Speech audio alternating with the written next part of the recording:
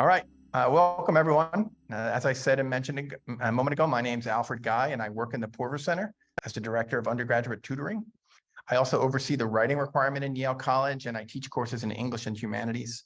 I'm going to give about a 2-minute introduction to this panel and then we're going to get right to the faculty speakers. Within a week of Chat GPT 3.5 being released on November 30th, the Poorvu Center started to get questions from faculty about its implications for teaching. Because this technology is potentially so disruptive, which I don't mean as pejorative, for teaching and learning, we all have questions. And so it made sense to gather people to talk. We're very grateful to the faculty panel for agreeing to launch this conversation, which we expect will also continue well after this event. The format for the event is that each faculty panelist will speak for 5 minutes about their ideas for how AI generative writing might affect teaching and learning. After the panelists, we will have time to hear some questions that were submitted in advance and some questions that people generate during this meeting via chat. We may get more questions than we can use today, but we will use them to shape future programming and resources that we build about these issues. I want to welcome Nisheeth Vishnoi from the Computer Science Department. Professor Vishnoi is the A. Bartlett Giamatti Professor of Computer Science and a co-founder of the Computation and Society Initiative at Yale University. He studies the foundations of computation and his research spans several areas of theoretical computer science, optimization, and machine learning. He's also interested in understanding nature and society from a computational viewpoint. Here, his current focus includes studying the emergence of intelligent behavior, that's a Freudian slip, studying the emergence of intelligent behavior and ethical problems at the interface of artificial intelligence and society. Professor Vishnoi, welcome. Thank you, Alfie. Yes, I guess it was a Freudian slip. I mean, we are in some kind of an emergency, I guess, and I'm very glad to see so many people interested in this event. So I'll keep my remarks brief and to the point. I guess we are all here to talk about Chat GPT, which is one of the latest in the line of what are called generative models in AI. So these are algorithms which can learn about things such as images, or in this case, text, and are able to do conversations with human beings. And I guess what has caught our attention here is the ability to have these kinds of very non-trivial interactions with human beings, and that's caused a lot of concern. So from my point of view, I think coming to the point of how it impacts the teaching and learning, I think the first point I would like to say is that it will add to showing us the gap between learning and evaluation. I mean, as I guess as a university, our goal is to ensure that our students learn, but how we check whether they have learned is through evaluations. And I guess the concern that arises is how students are going to use this tool or tools such as this, which are likely to come in future, to aid in their evaluation. So my prognosis is that in the short term, I would imagine that this gap will increase. But I think it does give us a very nice opportunity to think about how we can reduce the misalignment between learning and evaluation. The second point I would make is about how it can impact the power and biases already present in society. Even we don't have to take the example of Chat GPT, but even previous tools from natural language processing and computer vision have illustrated that these algorithms can propagate certain types of biases, enabling or increasing the power of certain groups in society. And I believe these kinds of tools like Chat GPT will work both ways. On the one hand, they will level the playing field. For example, if you have, let's say, if English is not your natural language, and you would like to compose a nice email to your professor or to whoever, then you can put in a partially phrased email or not necessarily the finished email, and get a polished version of it.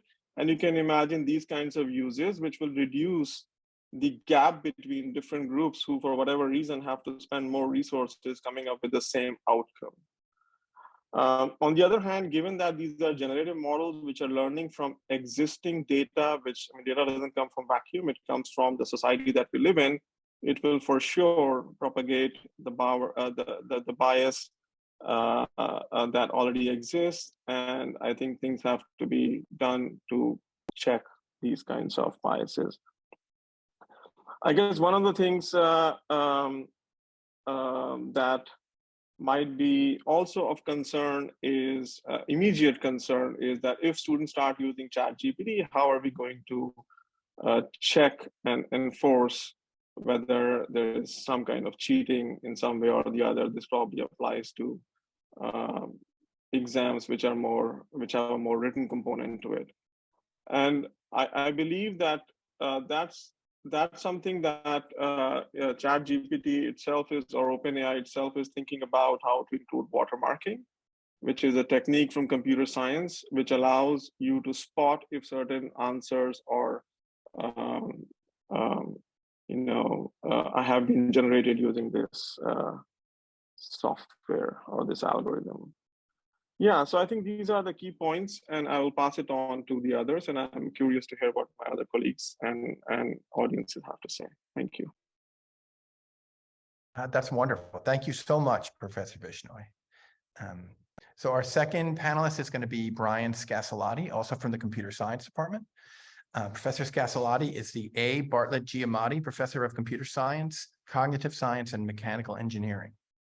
He builds robots that help people by providing social and cognitive support, including systems that teach social skills to children with autism, systems that help adults cope with anxiety and depression, and systems that tutor children in challenging subjects. His work not only produces useful tools, but also helps us to learn about the ways in which people understand social behavior, categorize things as animate and inanimate, and collaborate with each other. So thank you and welcome, Professor Scassellati.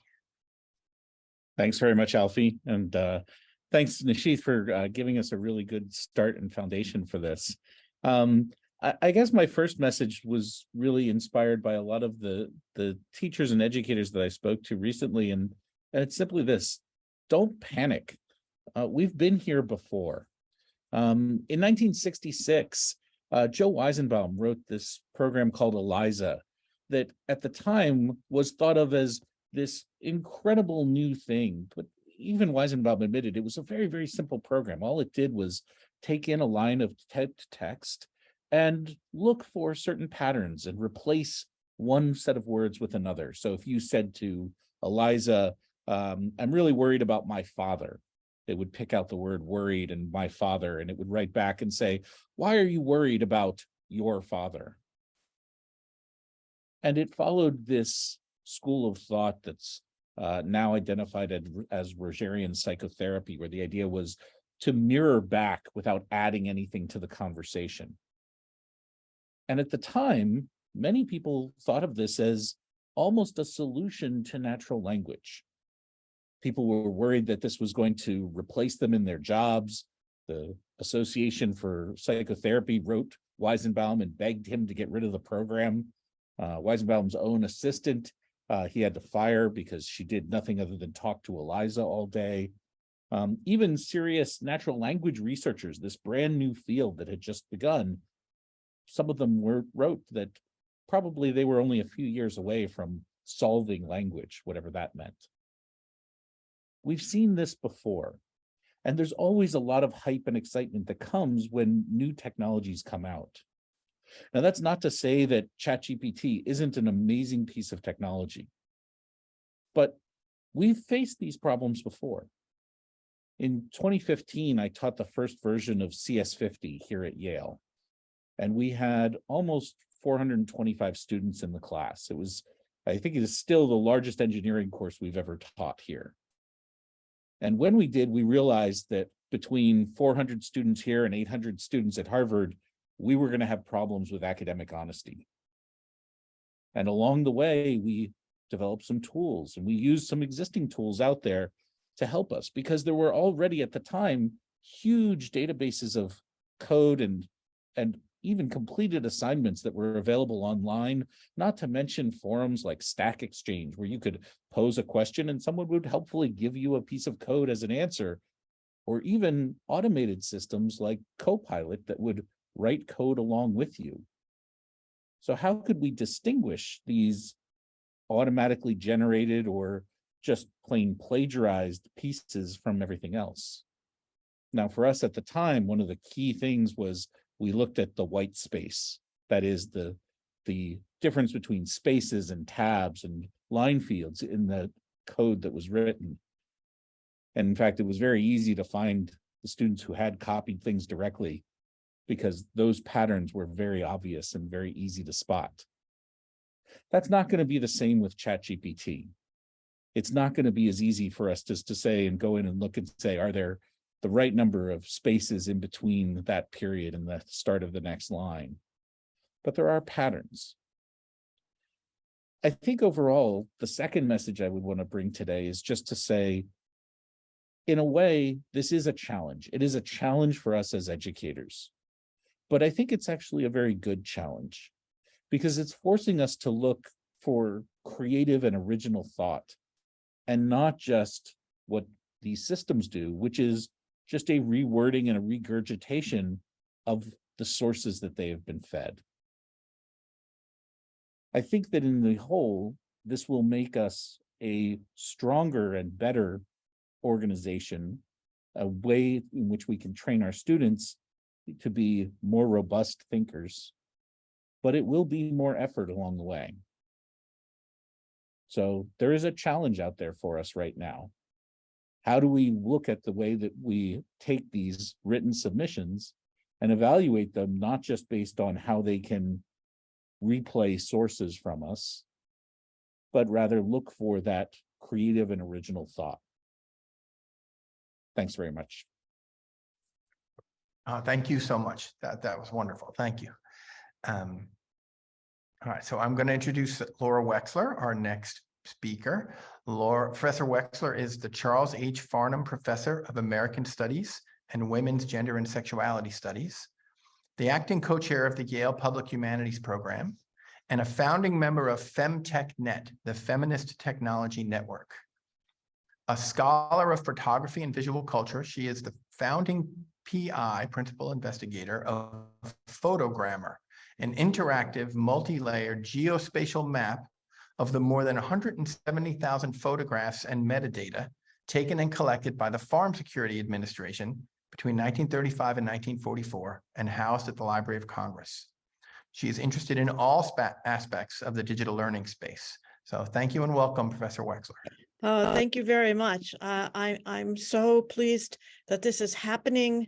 And thank you, Alfie and Jenny Frederick and the Poorvu Center for allowing us to have this opportunity for opening this discussion together as a community. And I thank my two colleagues whose remarks were very much, I think, on point and really helpful. It does seem to me also that we've been here before.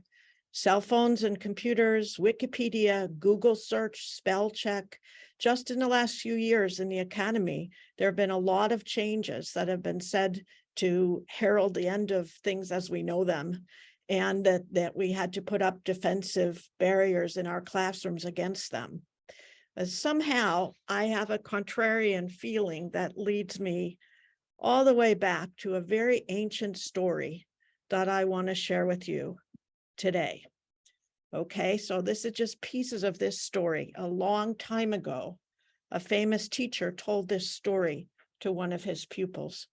He was talking about an Egyptian god who had invented writing and was trying to tell the king of Thebes about how he invented writing.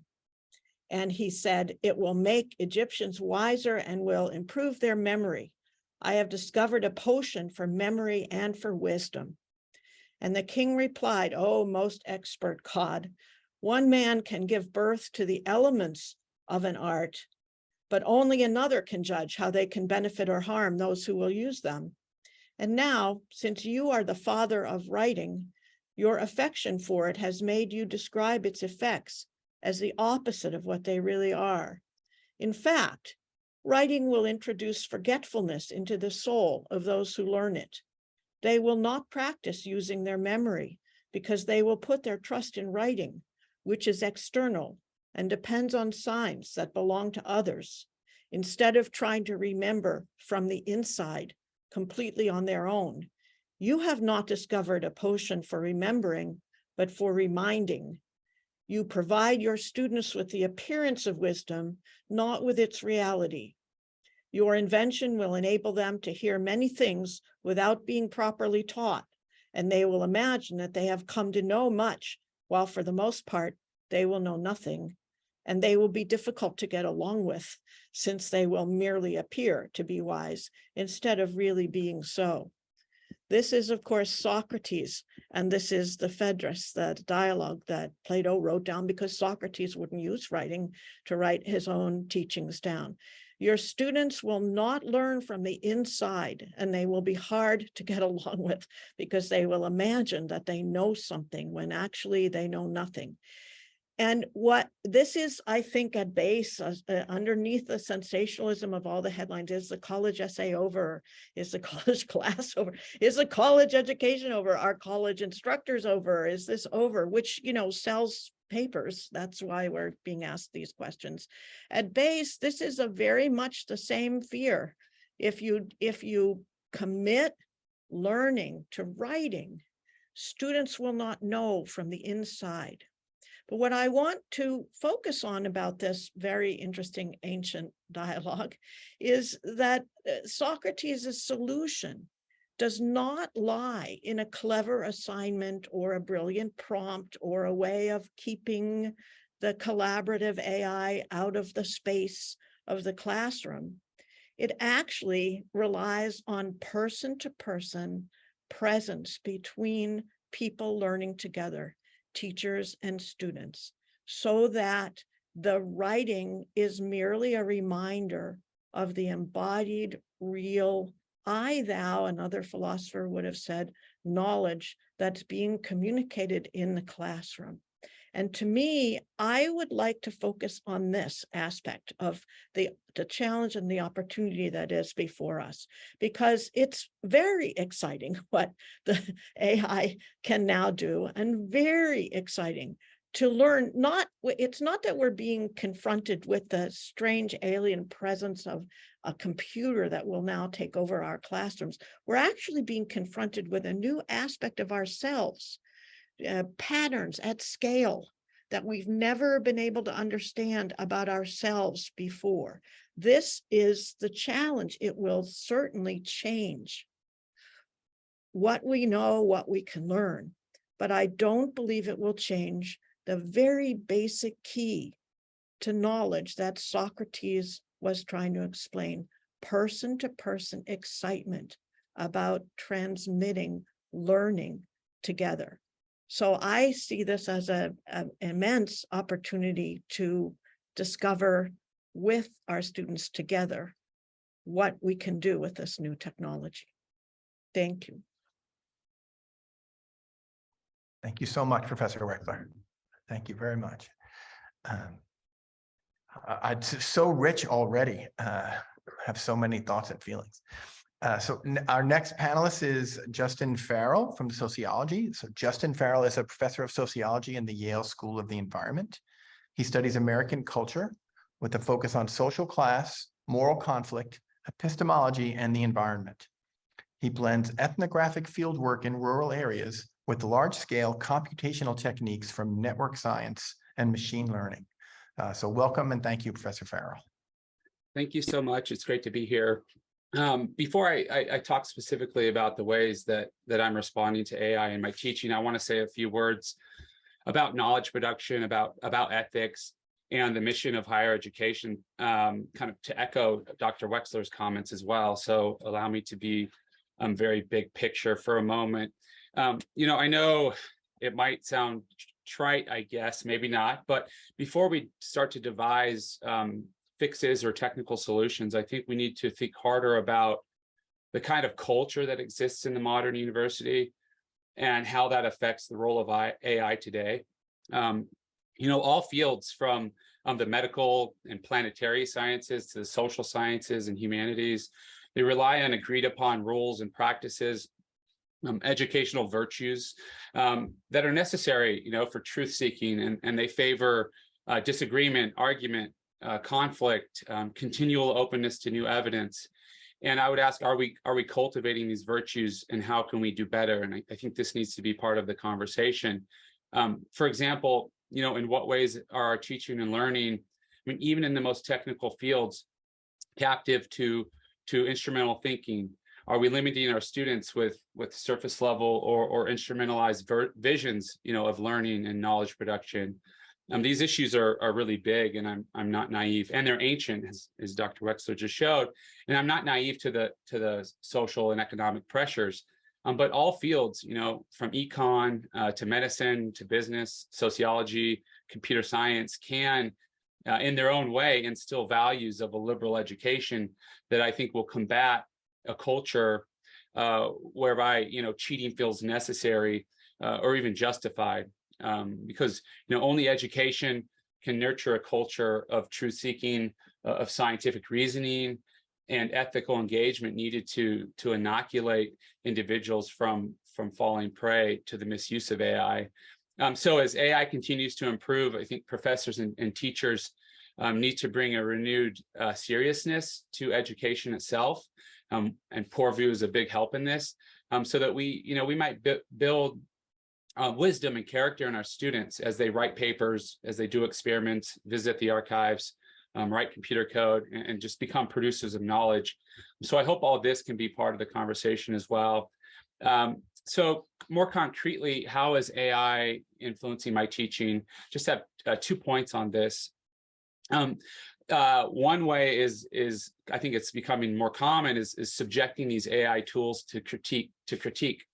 So I teach a field course this semester, and when Chat GPT came online, I think it was in late November, early December, I added to my syllabus that students must investigate their research question using Chat GPT, but also critique it, and learning through critique, as we have always done in the academy. I identify kind of 2 pathways for critique, but there are more. One would obviously be to critique the accuracy of Chat GPT essays relative to their research question. A lot of my students have on-the-ground research questions for this class. It's very applied in a lot of ways. So are the answers that it gives accurate? Are they misleading, unethical? What is missing? What does it get right, or partially right? The second critique would be the eventual commodification or current commodification of the tool. So I see this as an opportunity or an empirical question for research for my students. As we all know, commercial interests monetize AI and cash in on these algorithms that can be just destructive to social life. So I'm pushing students to consider how the production of knowledge from tools like Chat GPT might parallel similar developments, where algorithms can profit from disinformation, from hyperbole, or extremism. Or historically, how is this similar to or different from previous examples, or even pre-digital campaigns like smoking or climate denial, where powerful commercial interests influence the production and dissemination of knowledge and information to the public. Secondly, other than critiquing, one way that I think is perhaps more effective might be prioritizing experiential learning. And this, keeping with this course I'm teaching this semester, I try to get students out of the classroom as much as possible into the field, using project-based teaching that I think offer tools for discovery, tools for cognitive engagement, obviously, but also social belonging. And often with people outside the university who are very different than them. And so part of this course over spring break, we go to an area where I do research, which is the greater Yellowstone ecosystem. And I bring my students to Wyoming and Montana. Now they have these research projects, but they're paired with local NGOs oftentimes. And so they develop a relationship. And while they're using Chat GPT for their projects, they cultivate these virtues of social responsibility, of personal investment in their projects, and responsibility to their on-the-ground partners. And so I think, at the present moment, this type of encounter and this type of experiences are difficult to replicate, even for AI. So I'll leave it there. Thank you. That's great. Thank you so much, Professor Farrell. And so we'll hear from one more panelist, and then we have some questions that have been coming in. Amazing questions, by the way. People, you keep sending them in. Okay, so we're going to hear from Professor Khawaja, Noreen Khawaja from the Religious Studies Department. Professor Khawaja teaches in the religion and modernity area of religious studies, working at the intersection of philosophy, religious thought, and culture in the modern Euro-Americas. Her work deals with social practices of authenticity and with the effects and concepts that structure our experience of the real. In fact, I think this is affects and concepts that structure our experience of the real. Okay. Thank you so much, Professor Khawaja, and welcome. Thank you so much for inviting me to be on this panel. I've already learned a great deal from all those who've spoken, and it is a very exciting opportunity to talk about these things. I think I'm in the interest of not repeating some of those in the panel who've already gone and who've said things that I agree with. I'll say that, sort of referring back to a few of those comments, I think, well, I'll start by saying, I speak not as in any way an expert on artificial intelligence or technology or the history of technology in any way. And I speak also as a teacher at a particular kind of university that we're all, inhabiting. It's not the same how we might approach these questions, I think, for Yale undergraduate students, for example, than if we were teaching at a larger public school with a different kind of student population. And perhaps because of that, perhaps because of the kinds of things I teach in the humanities, the questions about checking for cheating and that sort of thing, I think, play a little bit of a different role, and the way that I think about these questions doesn't track, I think, alongside some of those who've spoken already, doesn't track with some of the way that the headlines are framing the issues. Especially, I think, kind of difficult to talk about are two aspects. One is to do, I think, with a broader era that we're in. We've been here before is one of the themes, I think, that people have been mentioning. And that's so both in the sense of a particular panic about a particular kind of tool, which will introduce particular possibilities, which we can't totally map at present, and the kind of anxiety that builds around that particular event. But then a kind of broader anxiety, which I think we're seeing in so many different registers of social life today, which, is kind of an ontological confusion. What's real? What's mine? What's yours? How the kinds of knowledges that we practice are made. There's a lot of, I think that the conversations that we're having about AI are maybe particular condensations of a lot of the conversations that we've been having about facts and fictions. And the very fact that AI, all these different kinds of tools that we might describe as AI, I mean, people who've worked on the kind of meaning of that category, but just insofar as we are talking about it for ourselves as a potential learning tool, and even in other cases, a potential learning obstacle, I think, kind of more thinking about what it means to designate it as artificial is really warranted, and what it means to group a lot of these tools together as some kind of thing that's different than the normal way we learn, because as Laura's Professor Wexler's comments kind of indicated, all the way back to writing is an initial kind of practice that we might think about as a technology, which dramatically changed the way we think and communicate and understand ourselves. And so kind of, breaking apart that category of artificial and thinking through it a little bit more granularly, and where some of these deeper conversations that we're having, in lots of areas of our culture are maybe kind of feeding this, and less focus perhaps on the particulars is sort of one area that I think would be really beneficial for students and for faculty as well. But, sort of the flip side of that is, in fact, I think we do need a lot more particular knowledge about the specific tools, but not so much, not only or not limited to the way in which the algorithms work or don't work, and not only limited to the degree to which we can detect particular forms of bias circulating in them. But this is a perspective that I learned from colleagues who work,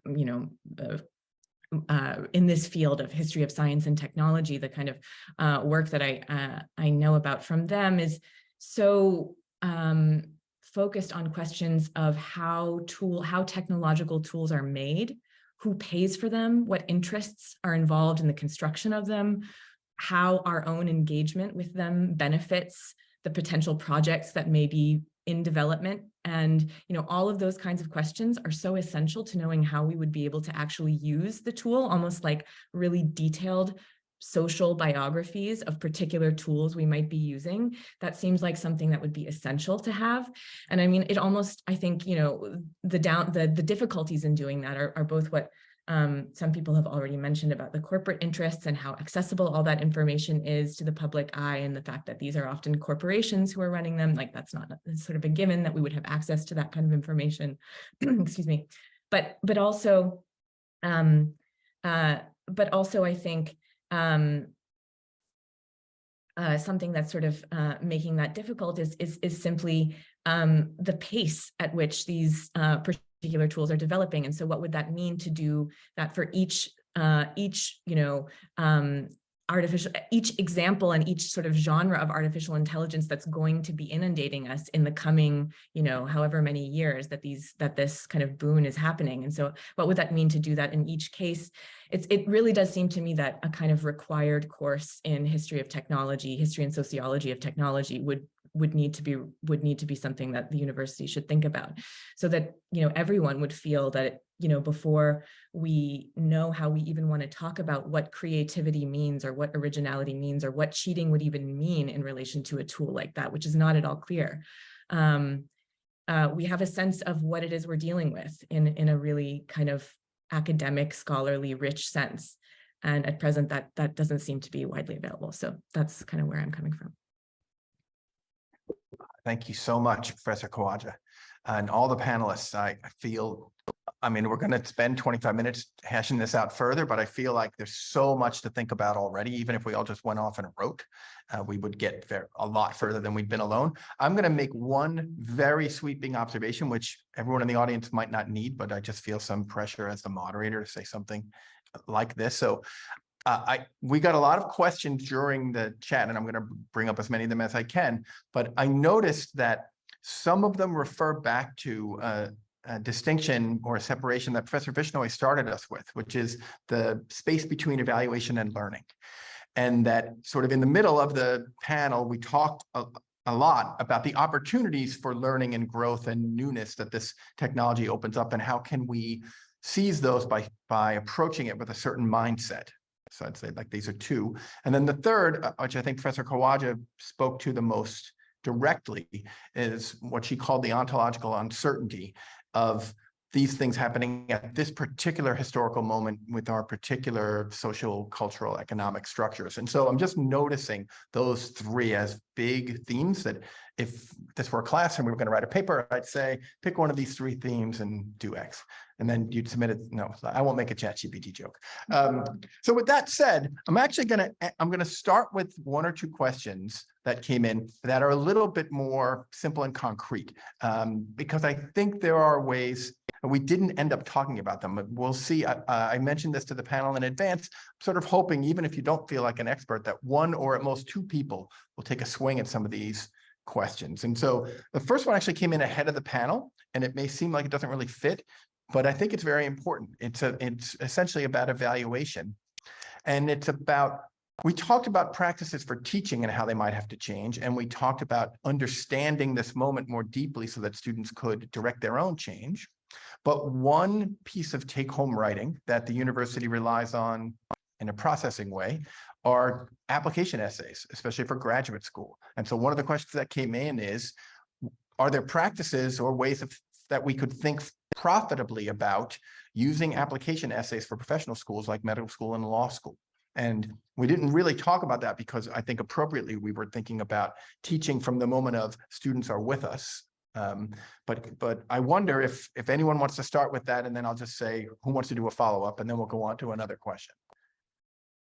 Alfie, can you expand on that a little bit about? Oh, absolutely, Justin. Thank you very just what you mean by that. I guess how I understand the question is, once students are here, we can do things with their engagement with software like this. You gave some very powerful, concrete examples of ways you can have students look at the output and do critical reading as a way of learning more. We can talk to them about the difference between what the machine can produce and what some students in the class can produce and help them strive for that. But when students are submitting things to us that they've produced at home before they're even students, and it's hard for us to tell to what degree they did or did not collaborate with AI, are there any practices or ways that we could think about either how to feel or read those materials, or are there different ways we could ask questions of people who are applying to come to Yale than send us a take-home, essentially send us a take-home essay? Answer this question that we've crafted for you. That's where I think the question comes from. And I think it's a sort of a work process anxiety. There's a thing we do. It takes a lot of time. It's an important part of how we get our students here on campus. And it seems that this technology will immediately disrupt it. So I don't know if anyone on the panel feels like you even just want to give us like a mantras to think about, if not practice, but it seems like a fair question to me. What about the materials that come before we even have the students with us so that we can engage them differently? Yeah, Laura, Professor Wexler. Well, isn't this a question of evaluation? Aren't you, isn't this the same question of evaluation? And I hesitate, since it's really a very time-consuming professional activity, and I'm not doing it to make a statement about it. But the further philosophical question is, evaluating for what?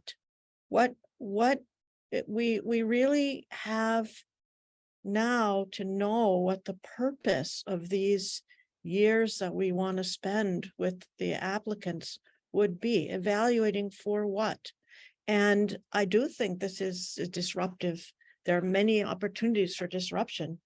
I would hesitate to say what they are, but evaluation is one of the terms that comes under pressure. What for? Did people need to learn to add and subtract and multiply, or was the slide rule fine? Did people need to learn to write their own application to college, or was learning to use chat AI fine? And if it was fine, what do we do with them when they come? What is it for that they would be here with us? We need to talk about that. Yeah, that's great.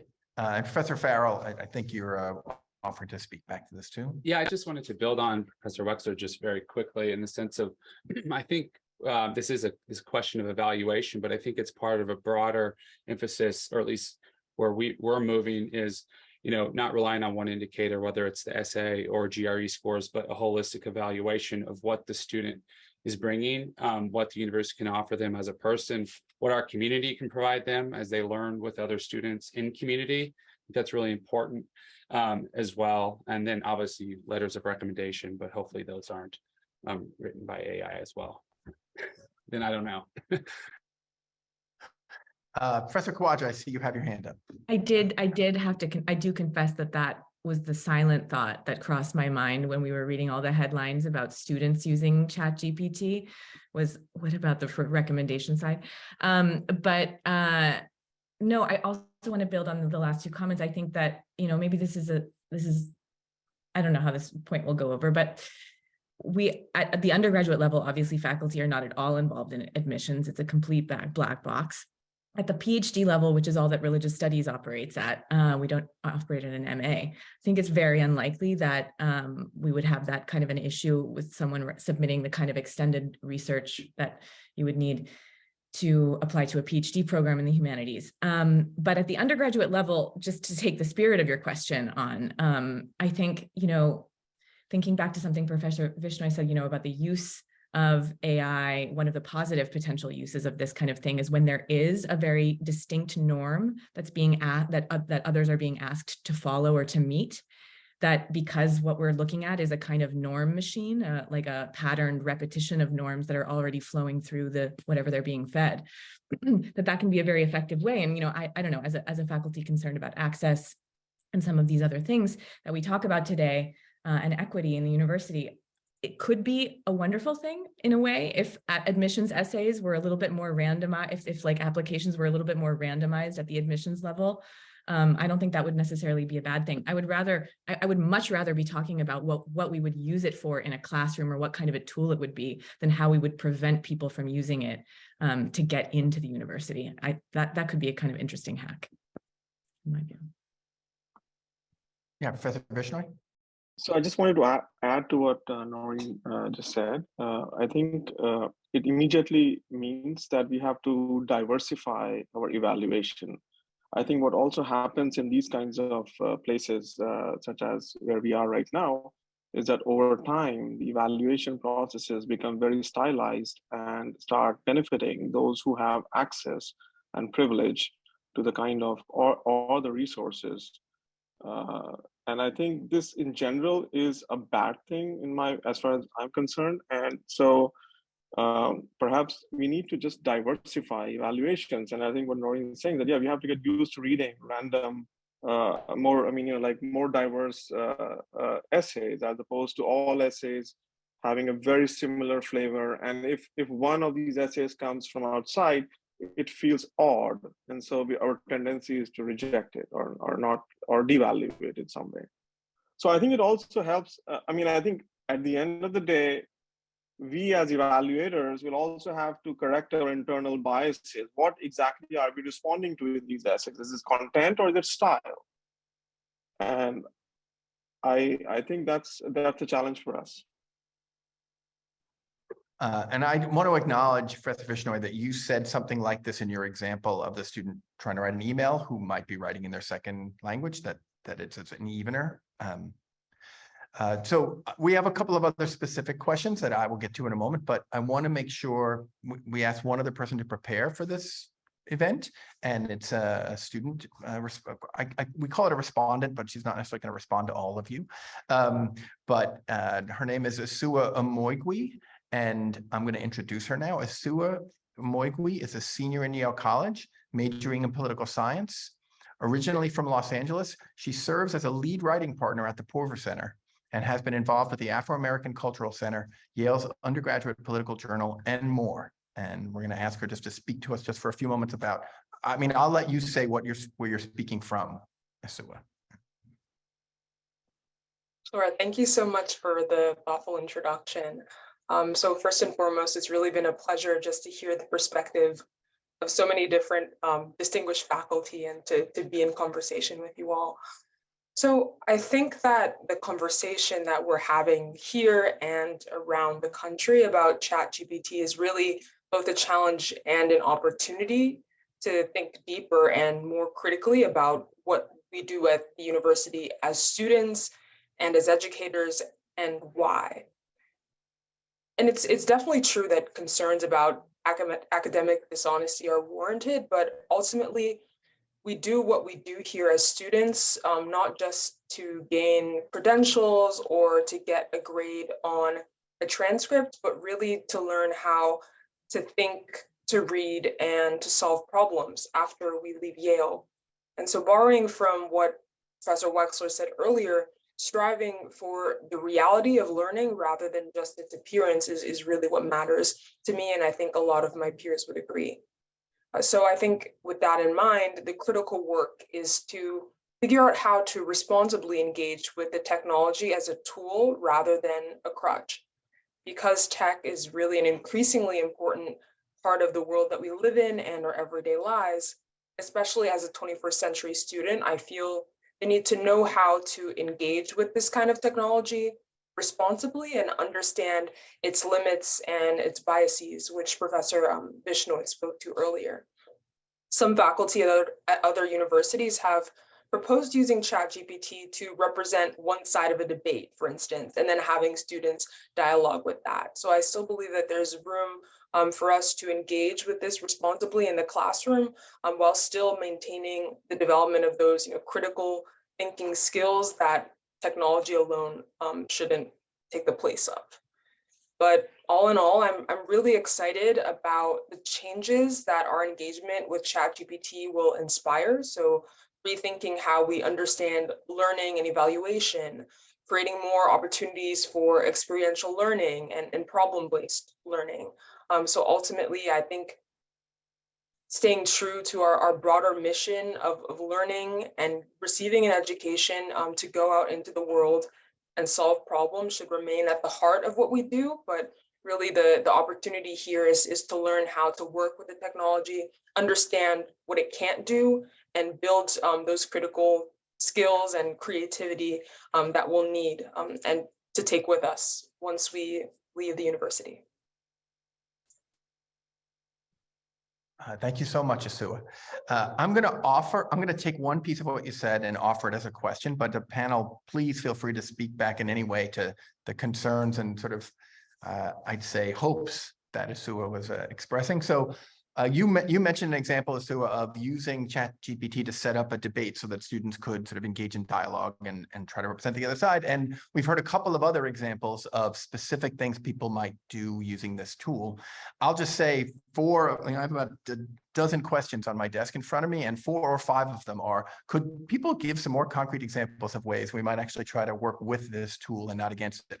I understand there may be more deep learning we have to do to make those choices well, but I wonder if anyone on the panel is willing to just generate a, for instance, we could, you know, if a year from now we realize, oh, that was the wrong way to go, well, at least you gave us somewhere to start. Yeah, so on my syllabus this semester, it's a requirement for students to use Chat GPT to answer their research questions. And so they have a couple of weeks to work with it, and then they write sort of an essay that's responding to their research question, and then they have Chat GPT as much as it can and just critique it in a very basic way in the ways that I mentioned. I have a second assignment that I'm going to introduce on the commodification of these sorts of tools, and so thinking critically about those sorts of interests as well. So very basic. So I'll offer 2 examples up. One of the things that we often try to train our students to do is to differentiate the hype about a technology from the reality of the technology. And ChatGPT is a fantastic example there, where you can look at the headlines and what is claimed about it, and then actually work with the real system directly, which is not often something that in many cases you're able to do, and explore the boundaries yourself. And especially as we're trying to build students who are really informed about the limits of where technology can go and what the likely implications of that technology are, being able to sort of seek out and find that critique on your own is a really fantastic experience. So we often like to pair the claims about GPT with the experience of GPT as a great learning tool. The second thing that we often use it for, honestly, is to address questions about the role of the technology and issues related to the responsibility of authorship. I saw just last week that Science and Nature came out with 2 guiding rules about how to use ChatGPT and similar large language models in scientific papers. And it was very simple. It was, number 1, if you use them at all, that you must acknowledge them. And that seems to be a very easy thing for everyone to understand. But their second rule was that ChatGPT and similar models can never be listed as an author. And the why for that, I think, is a really great lesson for us. And the thing that they very explicitly said in their announcement was that with authorship comes a responsibility, and that none of those language models, none of those technologies could accept that responsibility. And so thinking about that in that way actually lets us get at some issues about what does it mean for these systems to produce materials? Do we allow them to be copywritten? Do we allow them to have authorship? Should we allow them to, are they due royalties? Should we have robots that work pay taxes? There's a lot of questions about this that are both at a technology level and a policy level that are deep and rich. And this is a great way to approach them. Thank you very much. That was very helpful.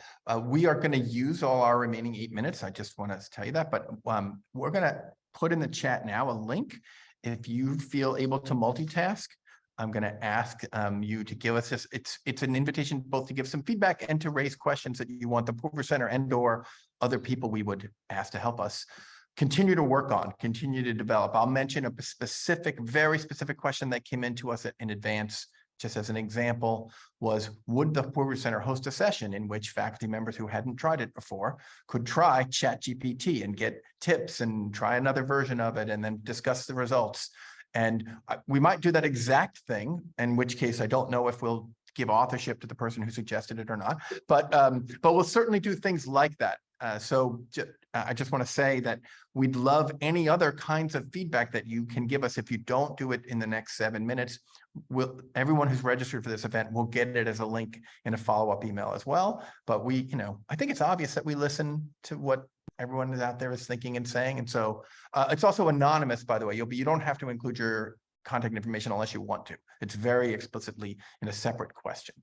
And then most of my goal here, which is very well been achieved, is not to offer anything of my own because you're all doing like so amazing. But I'm just going to mention something, and if people in the English department want to be upset that I represented this, I apologize. But there's a thing that English 120, which is a specific course at Yale that a lot of students take, calls close reading for craft. And it puts in the foreground of teaching writing, looking at texts and thinking about how they work and which things are worth emulating and where you want to exceed or change them. And I'll just say, in my own tiny little class of only 12 first years this year, I gave Chat GPT one of the homework assignments, and we looked at the example together and talked about what is it doing that you thought was one of the things you needed to do? And what is it not doing that you, even writing it for the first time, this kind of assignment, you sort of sensed needed to be done?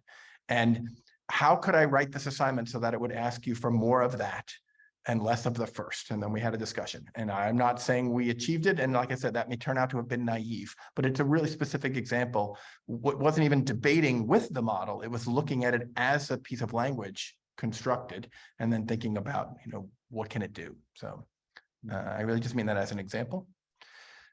I think rather than if one occurs to me from this page, I'll pop one more question in there. But I think what I'd like to say is some of you didn't respond to questions during the question period. And is there something that you were thinking during the rest of the panel, or some last word you want to give us, or last question, so that, just to give you one more shot to say something? That I'm speaking to the panelists here. I just want to say, in the materials that Jenny Fredericks put on the Poorvu website, there was one person who said that her dream was that her university would make a week available for faculty to kind of like go to computer camp and let us learn together. I thought that was a great idea. I'm going to add a reflection on, I'm going to say it's on what Professor Khawaja was discussing, although there was a buildup. I mean, since she synthesized a little bit, there was a buildup to it, but I'm thinking about how I have to take maybe I don't have to do anything. Maybe I don't need to overreact, but I'm doing some actions in relationship with this new technology while trying to understand the historical moment. And I don't know if you have any advice on how to pause, or what a pattern of act and reflect might look like. But this is a thing I find myself anxious about. So sort of turning to you. I mean, there is no pause, not in Yale, and not in the world that Yale is, feeding and be fed from. But I mean, if we were really serious about doing it, we would make one. We would make that week. We would make that pause. We would require the class that maybe doesn't teach the details of how a particular technological entity that we're dealing with is made, but teaches at a minimum students how to ask the questions that they would need to know and where to look for that kind of information. And us as well. I think we'd probably need a computer camp and also a history of tech camp for all of us. Professor Scassellati? So I will add two things to that. One quickly is just that the dean's office actually has a series of small by faculty, for faculty classes at the end of the year.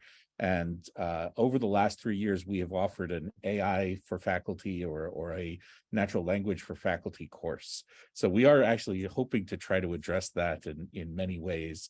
And we've been also struggling to try to find a way to address this systemically at the undergraduate level, because we see AI tools coming out that are impacting every possible area of inquiry in ways that we cannot anticipate and in many cases did not even guess at in the years ahead of time.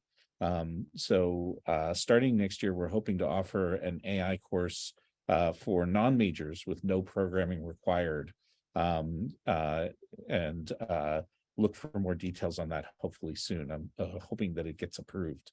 The last thing I would say is that, you know, we've talked a lot about sort of what are some of the sort of boundary cases and places where we don't think that this technology would be useful. But reflecting back on the announcements from Science and Nature, they acknowledge the case that there were very good potential uses for this technology. And not only as Nisheeth had mentioned that, you know, this was a way of leveling the field, but that there may be genuinely good places to use this. So I think one of the challenging questions I'm left with after this panel is, what are the places where we would want the use of this technology in our courses? What are the positive cases where that would be seen as a very useful addition? And can we define some rules and some boundary cases to say that beyond that is maybe not what we want to see? So maybe we can come up with some of those as well. I have to say, I love going out on a potential high note. So thank you for making me feel a little more cheerful. Thank you so much to the panel. I feel really moved and daunted by your wisdom and care about this. And thank you for everyone who came to show that you want to learn more about this and you know, do best by our students and our culture. So that's it for today. We will be following up with other events, and we're very grateful to everyone. Take care.